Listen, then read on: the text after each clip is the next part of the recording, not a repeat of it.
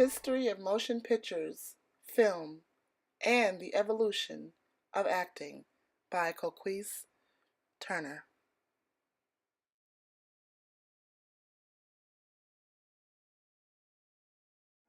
Hello, Danny. What's the matter?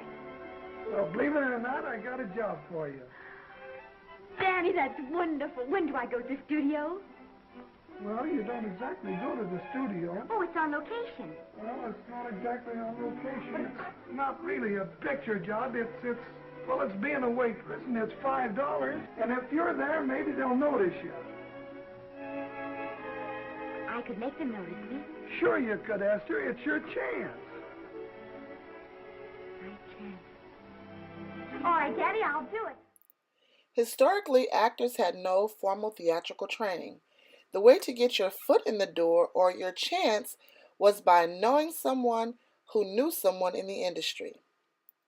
The history of filmmaking in a whole was an experimental educational process for all who endeavored the field, including actors, directors, and producers.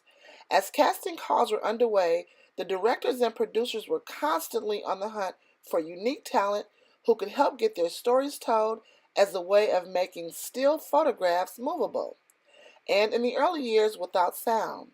As time evolved and sound was introduced, the actors became more versatile in their craft and began to use creative techniques like body language to convey their message.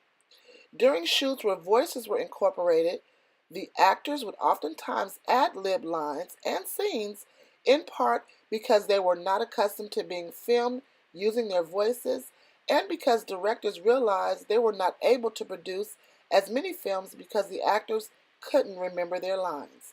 As a result, it allowed the actors to showcase a wider variety of technique. Before long, they were creating memorable characters who made emotional connections with the audience, which is how the evolution of acting greatly affected the motion picture and film industry.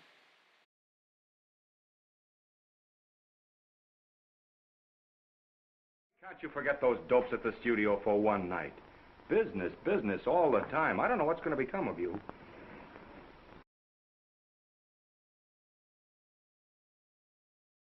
I'm trying to make pictures with you, but I hate to see you going the way of so many others.